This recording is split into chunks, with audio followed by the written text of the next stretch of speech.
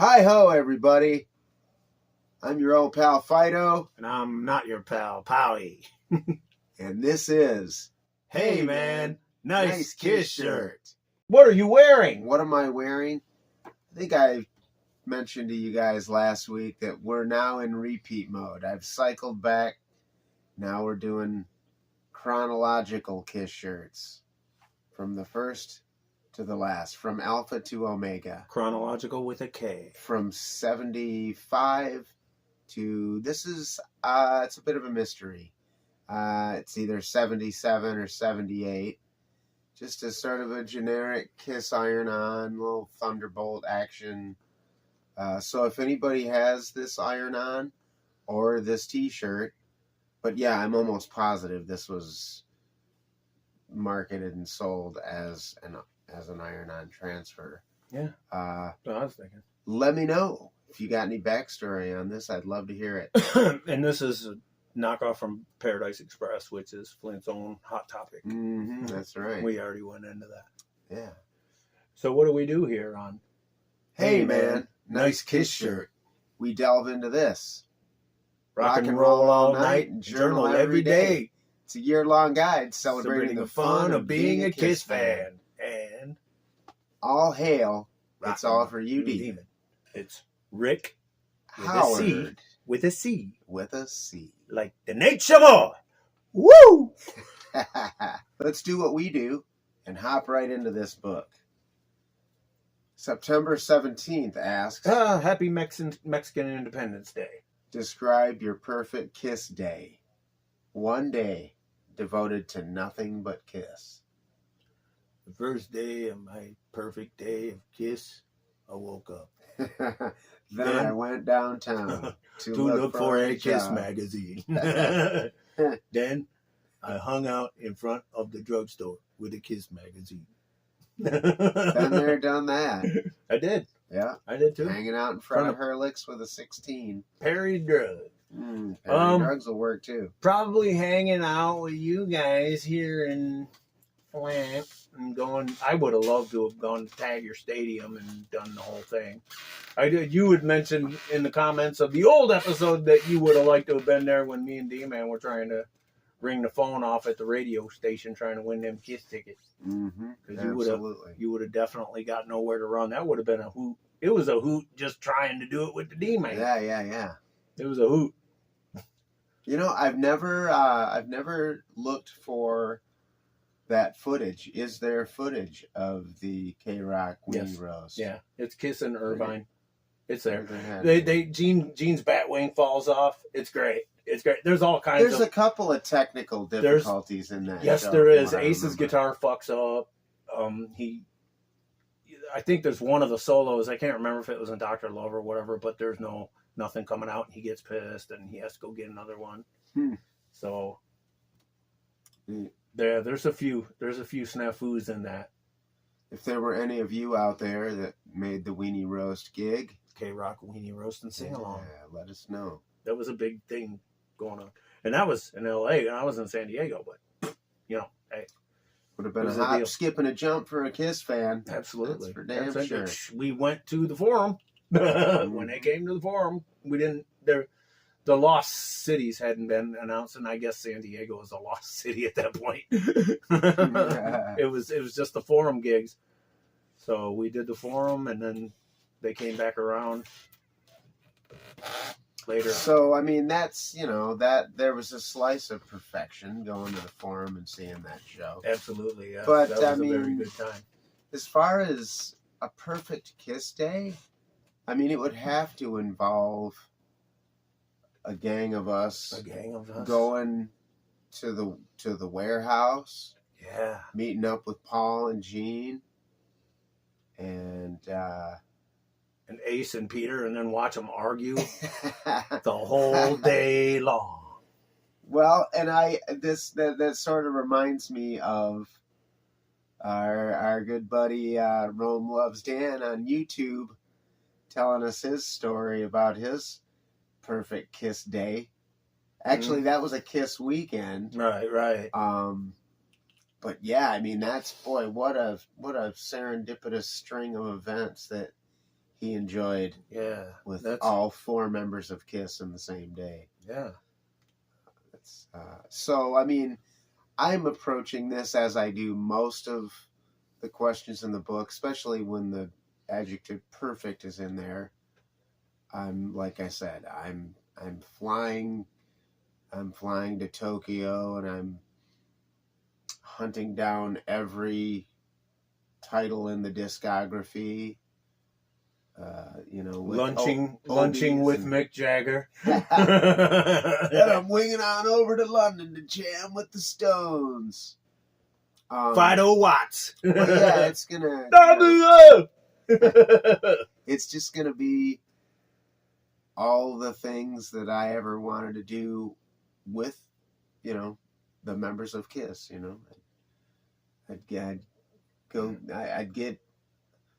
I'd go get banana splits with Peter Criss. I don't know what I'd do. There's a lot wrapped up in perfect.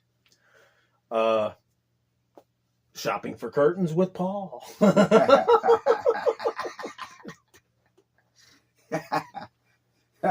gonna let you guys just chew on that.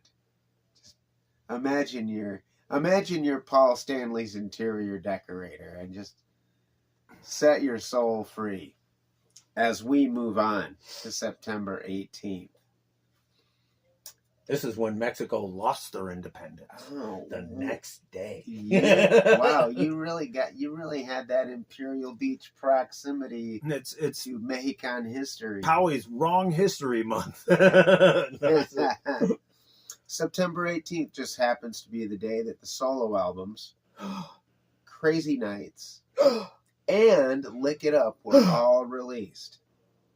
He calls them KISS albums in the book. People, they're the solo albums. They're the solo. We all know what we're talking about here.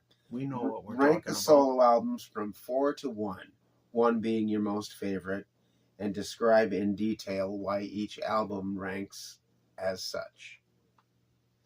Number 4, Peter Criss. In detail, why I ranked it number 4 is because, I find it kind of thin sounding.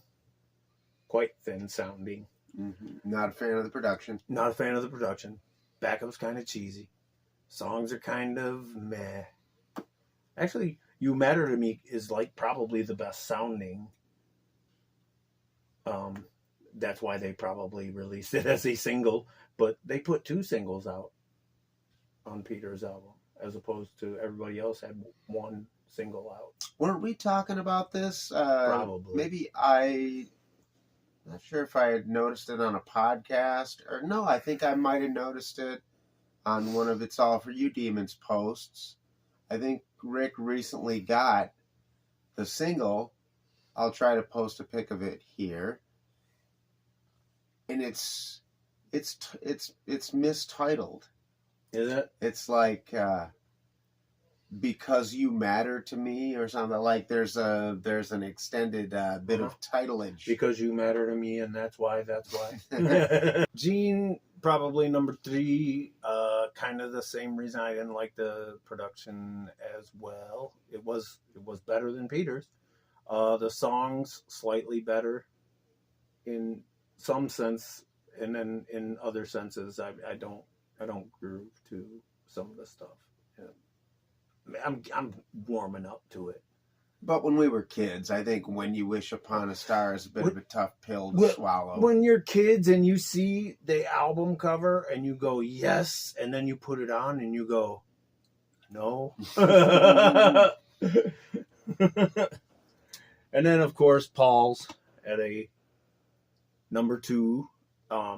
I like the songs. I think I like all of side 1 and some of side 2. There's a couple of dogs in there that I don't care for.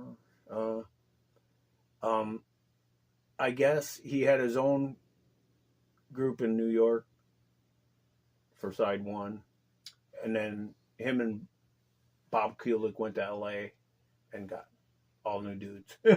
Speaking of that bifurcation, side 1, side 2, LA, New York, Here's a trivia question. All right, and I think I'm gonna put the nail in the coffin with the Barbarian. No, I'm gonna wait. I'm gonna hold off because I'll need to look at it to be able to pronounce the Barbarian's real name, which is still a pending trivia question. And One of you watchers / listeners will just give me the Christian name of that. Well, I guess it wouldn't be a Christian name. He's a barbarian, but he has a full name. The name that Crom gave him. Still waiting for it. So anyway, but I digress. Ace Frehley's solo album is the best, and you know why. Because when you put it on and you hear Rip It Out, you go, all right, yes. And you hear Snowblind, and you hear Ozone, and you go, yes, yes, yes. And it's the production is a little bit thin. It's a 78 thing, I guess. I guess just the way the album sounded. You feel that? A little bit. The guitar synthesizer kind of sounded weird to me. I liked it. Get that. I like it, but it did sound weird to me. But I mean, and the songs aren't great. I'm the kind of guy who likes getting high. You know, it's like I could have wrote that shit when I was in 3rd grade. But I will say one of the neatest things about that song, and it really to me it just stands out of that solo. Yeah, it's good. It's just repetitive and. It's just and then when you think it's the end, do it again. It's kick ass. I mean, Ace has got a knack for repetition. Kicks ass, man. I love it. There's just a slight difference in the rankings from Powie to myself.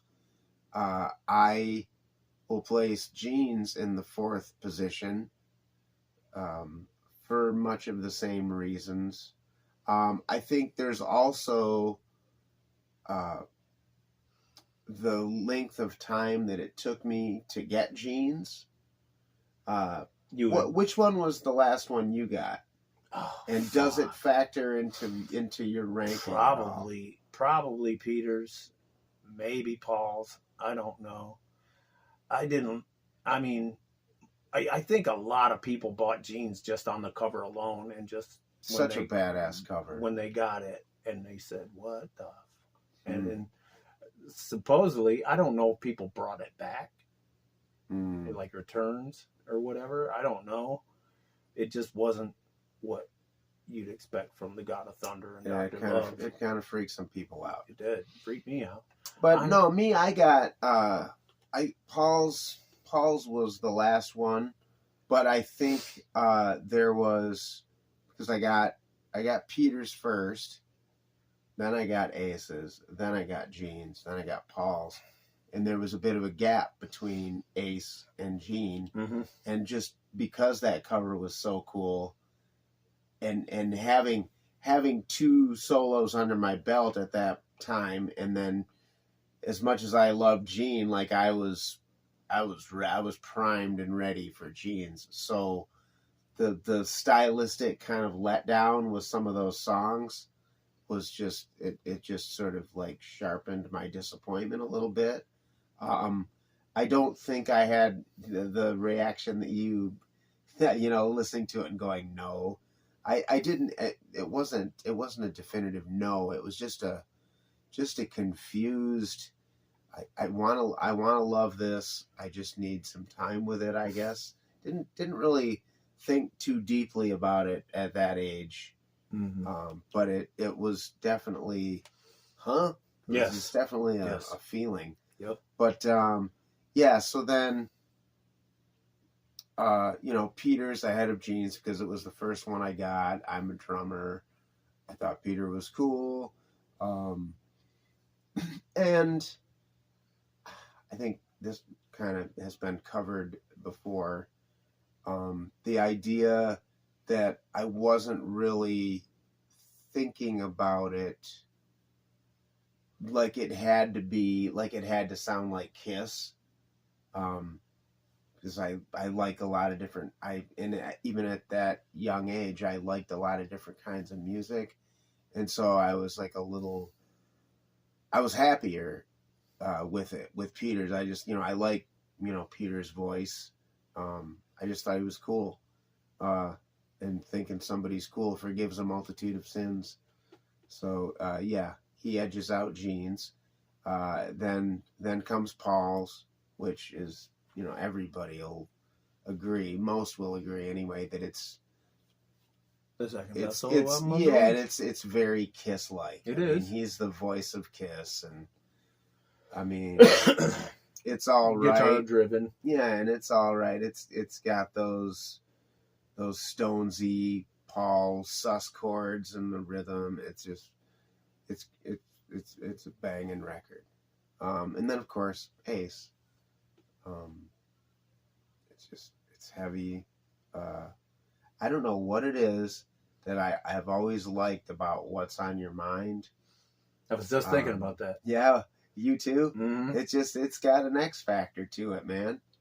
I'm in Need of Love has a strange, urgent darkness to it. It's just, I mean, come on.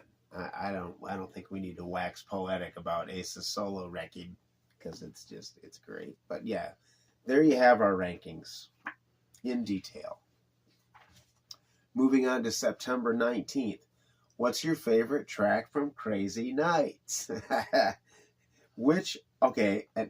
I should pause because this question actually strikes me like a two-parter. Part one being, of course, what's your favorite track from Crazy Nights?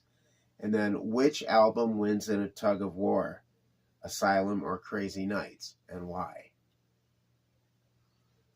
I'm not really sure why those questions are tied together, but... Asylum wasn't released on that day, too, was it? No.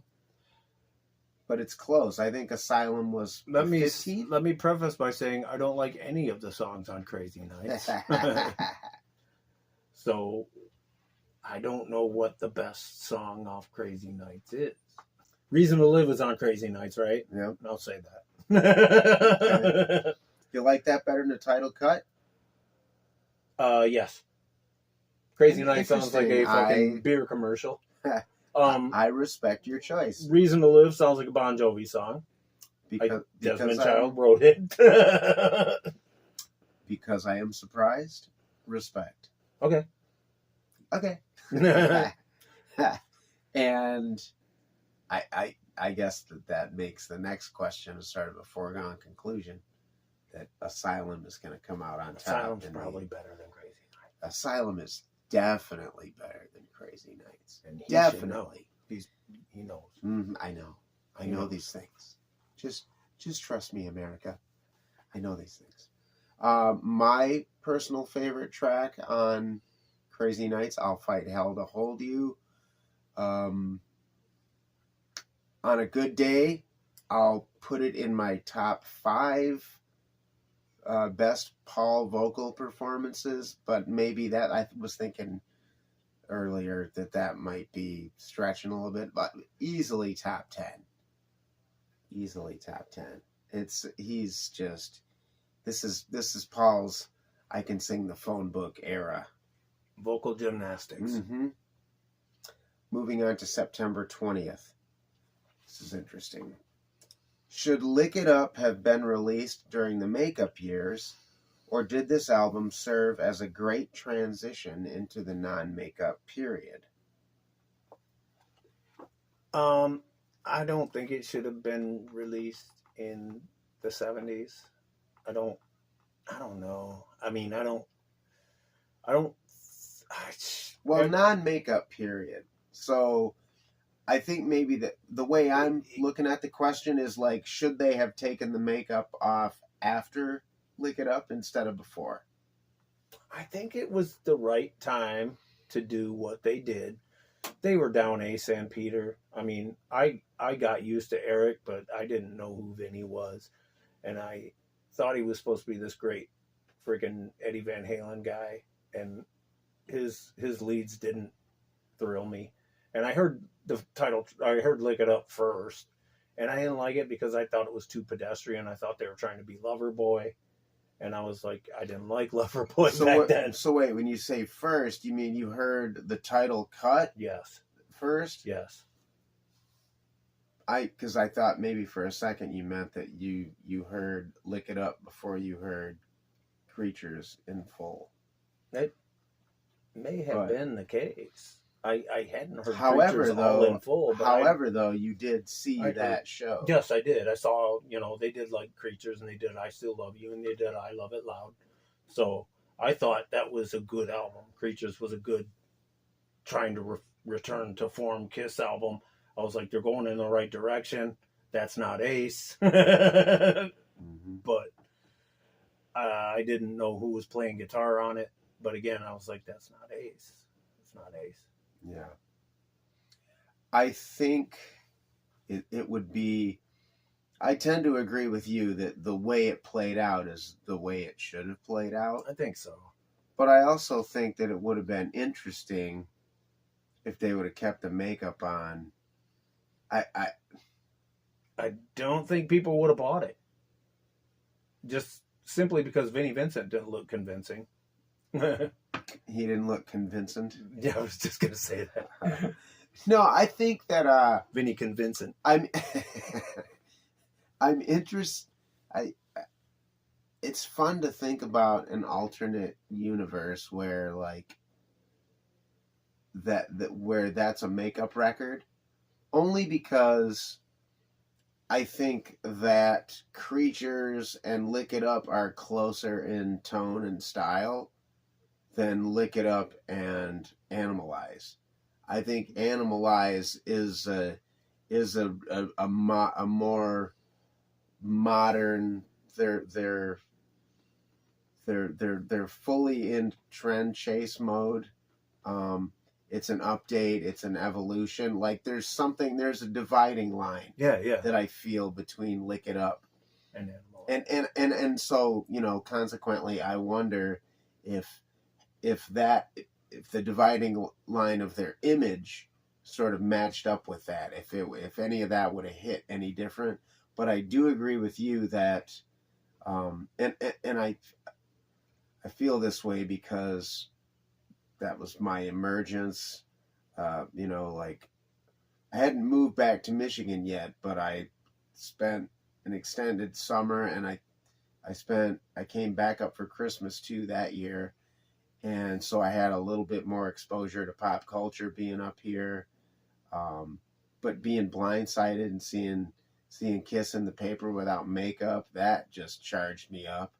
And the amount of airplay I made, remember on 105 they used to do like the top 5 at 5? Yeah. And you'd call in to the radio station and request whatever, they just rank a top 5 based on the most requested. And man, I lit the phones up for Lick It Up. And so, yeah, I was like way back into Kiss all of a sudden. And I think the new look and everything, like I said, it makes your hypothesis correct in my mind. It's like it went down the way it was supposed to go down. September 21st asks, the liner notes for Crazy Nights state that Kiss is unmanageable but can be reached through. And the question posed is, what 1980s rock manager would have been best suited to fill Bill Aucoin's shoes? Why? We could throw names around, and we did, but you don't know unless it happens, I mean, what if Don Arden would have managed Kiss? I mean, It probably wouldn't have worked out. When was that? When it was Kiss was unmanageable, but you can reach them at what album? Was that 87? That was great. Yeah, 87. 87. So Gene and Paul we're in control of this now, and we are keeping the profits. We are keeping the money. No one else is getting the money. Nobody else is going to get 50% off the top of what we make. It's like, because that's what it was in the 70s with Bill. Well, Bill got 50% of the merch, but like 70% of their revenue was being eaten by Bill's lunch, probably, with touring and, paying everybody. And there was a lot of expense. They were getting like 30% of what they were making when they were multi-million. They should have been. Well, and they were like multi-millionaires, but it was like $3 million each. Well, but see, I think the way the question is posed is like maybe a little. I don't want to say it's misleading, but it allows you and I to think once again, kind of approach it very differently. Where like I'm not hanging my hat on the '87 thing because Bill Aucoin, he vacated well before, 82, you know what I mean? So I'm 82, thinking 81, 82. Yeah, 82. He went to Billy Idol land. Right. Who could have taken Bill and place and that's what I think. If when I'm looking at how things, but if you're going to move the goalpost back that far, let's move the goalpost back to just prior to Peter's departure, and with a different manager, because one of the names that Powie and I discussed was Tim Collins, who basically revitalized Aerosmith's comeback by being a sobriety drill sergeant. Basically, he whipped him into shape, and he didn't get him clean, but he kept him clean, and that has a lot to do with their Phoenix-like ascendancy into the 80s. Right. And there was a lot of shit that went down after. And it's like, according to Joe Perry. Could Tim Collins could he have kept Peter in the band? Maybe. Or am I playing too fast and loose with the timeline here? I don't think he would have allowed Peter to carry on the way he was carrying on. Or Ace, for that matter. Right, yeah. It's like they were... Ace, I mean, if he wanted sobriety, he wasn't going to get it out of Peter or Ace. Right, and Ace's disillusionment was more based on the direction of the band, I think. I mean, sure, substances were a problem. But yes. He did not like The Elder. He didn't like... I mean, maybe he liked Unmasked because he got like 5 tracks on it or something, right? He got a chunk, yeah. But I mean, again, like, you think about, Tim Collins was one of the guys we kind of bandied about. Peter Grant being another, like, kind of being like, and you mentioned Don Arden. Both of those guys are in the sort of ball crusher heavy type of manager. You got to have a sort of a larger than life personality or a bit of a heavy hand to wrangle 4 egos like the guys in Kiss. Doc McGee was doing that. I mean, but like the last one that sort of came to my mind. He put up a lot of shit with Molly Crew too. So yeah. I mean, that was like and he was a younger. He was a less experienced manager at that point, and they really. Well, he had managed like Molly Hatchet in the 70s. They really put Doc through the ringer. Yes, but go to the finale. The last one. What were you talking about? You were going to say Jim Beach, Queen's manager. Just thinking about Freddie Mercury and the egos in that band. I mean, it's a slightly different dynamic. English bands, generally it's a whole different demeanor.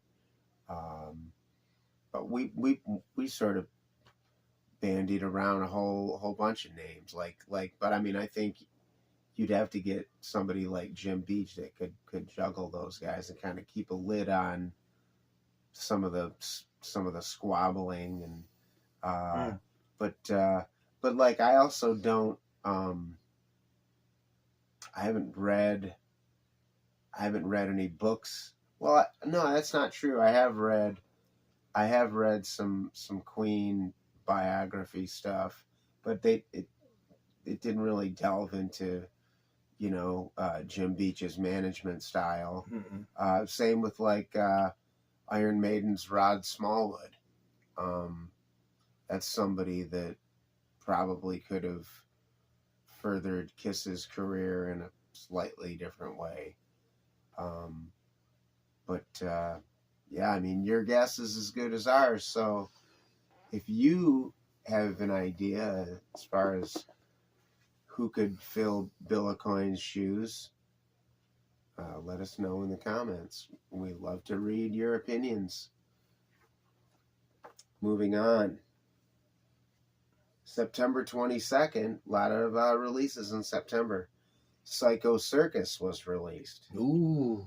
So, to that point, describe your initial reaction to Psycho Circus, and then comment how you have viewed the album over time, given the fact that the album was truly not a Gene, Paul, Ace, and Peter reunion vibe.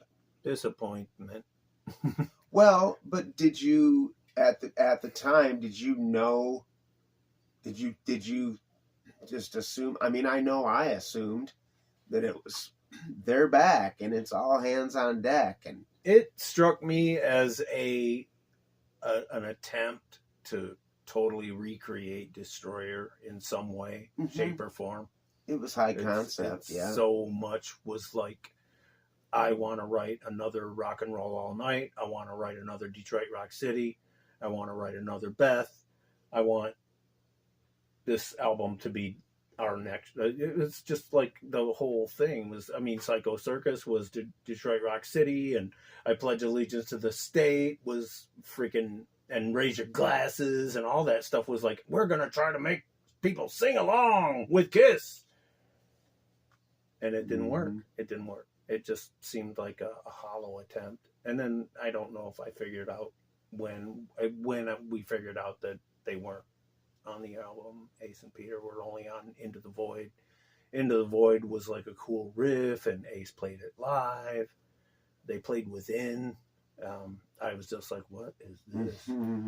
I don't like it. And as sort of a timeline shout out to Mike Brandvold at this point, because he don't watch us. I started. He's too big. I don't give a shit who's watching, but I'm just saying, like, how I was informed, some of my impressions of, what you get later with the dynamics of Psycho Circus and how it was made,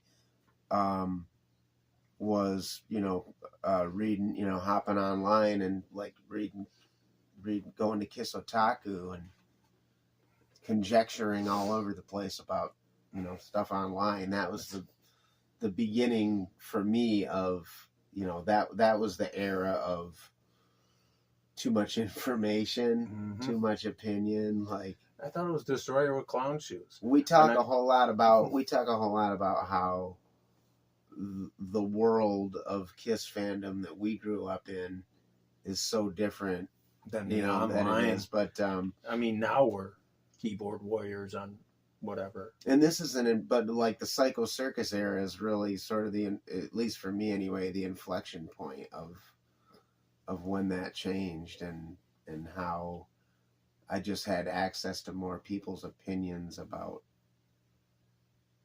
Kiss's music and their whole thing. Right. Yeah, I mean, I kind of wish Tim Flynn was here to weigh in on this one, because I remember, not sure. I almost think that like he bought it before I did, and then we went up to Traverse City. We had a gig, and I bought my copy up north, up in Traverse City, and sort of concurred with Tim on the sort of this underwhelming feeling of, like you said, Destroyer and clown shoes. It just, being older, you just don't, the magic that Destroyer had, and to sort of try to like transpose that onto something. I think D-Man got it first, and like, you hear Psycho Circus yet? He asked me, you hear Psycho Circus yet? And I'm like, nope. He's like, you don't want to. I'm like, okay.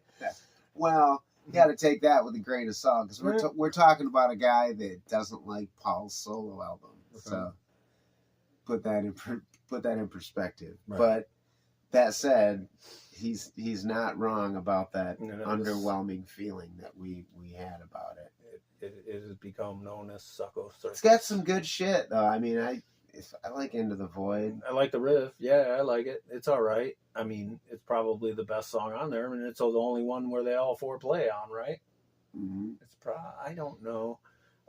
Psycho Circus was probably, I thought, the one that, had the best chance of getting airplay, and it was, they opened. They opened with Psycho Circus. And it was a great opener. It's a good open.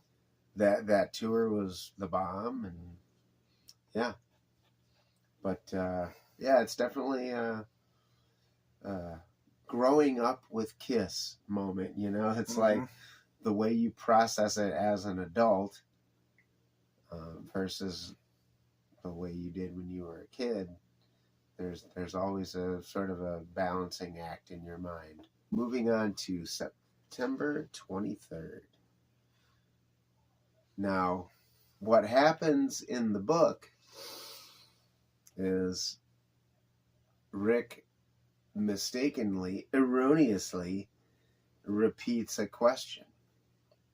So there was a prior episode, a prior entry in the book where I believe, what was it? He skipped a day, or yeah. There was one missing. There was a similar snafu, and this is the part you rather than taking the opportunity to write our own question and fill it, we just skipped that day. But I'm gonna take the opportunity now to replace the repeated question with something that we just thought of moments ago. September 23rd, I ask you, if we approach a Kiss concert like a Broadway play, who would understudy the members?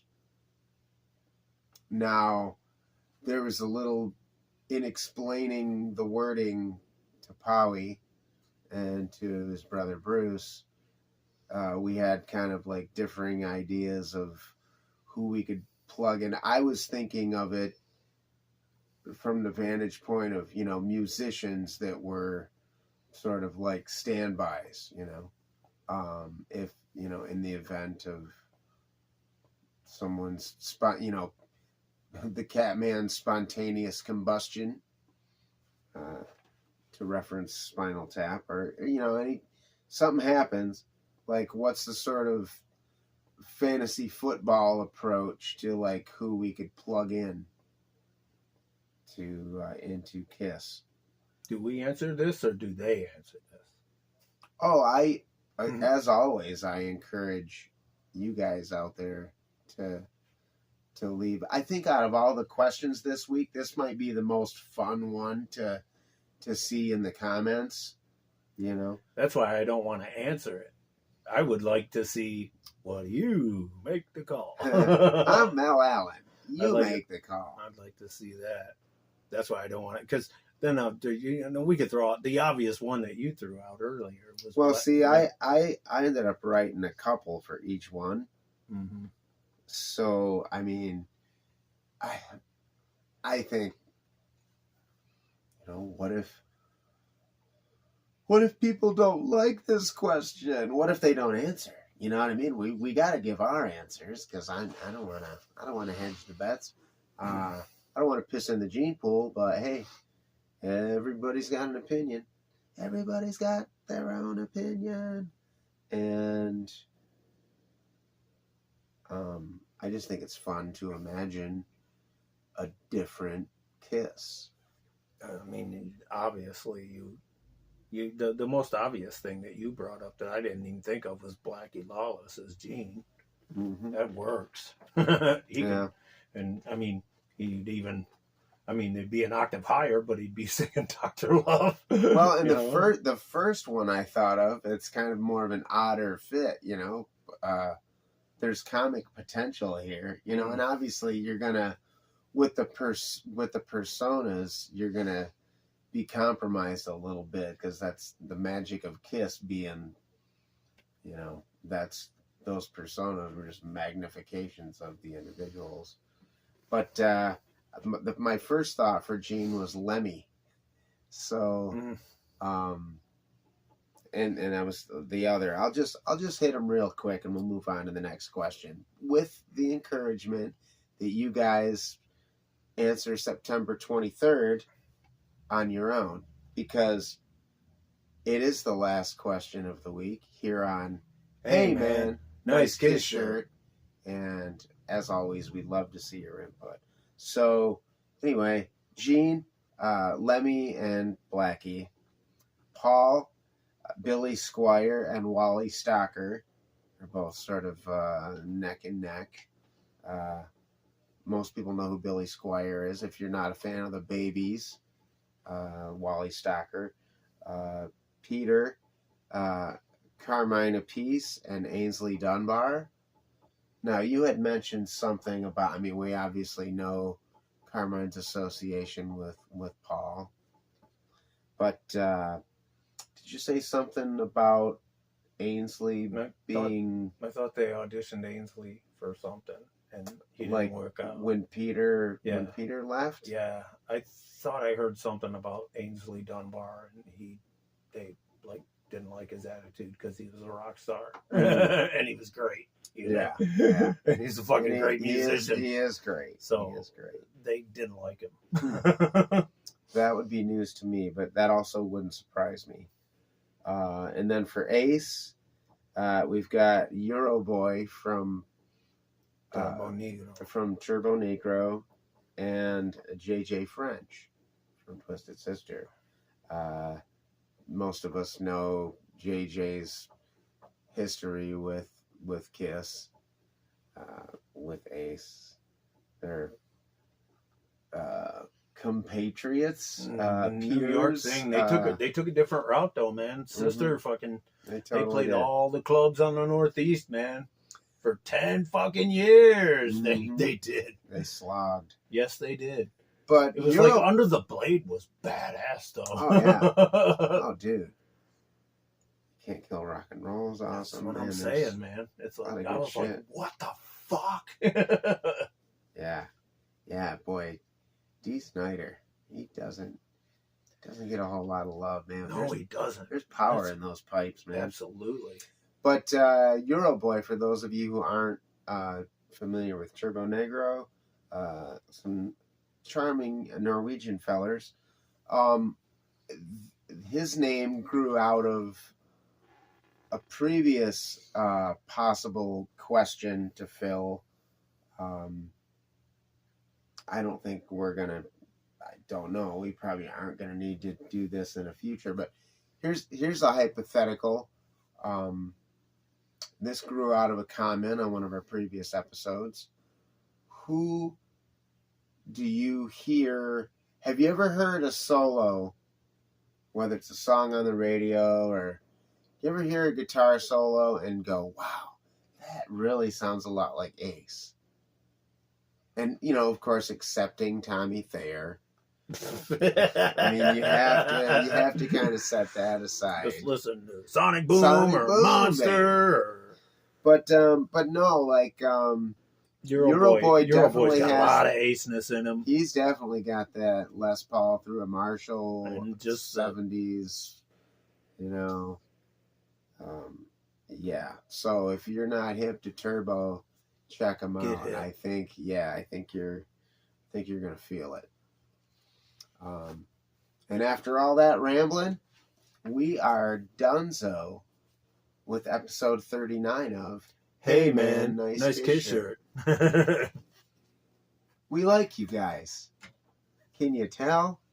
Look at our smiling faces. You know what I want you to do. You know what I want you to do. I don't want you to mainline. Stay off the drugs, kids. No mainline. Just listen to Hotter Than Hell. Put your two lips together and kiss that subscribe button. And remember the words of the barbarian. Play hard like the Lions. Play fair like the Lions. Nobody hurt. Hey man, nice kiss shirt. It's the Remco. Yeah.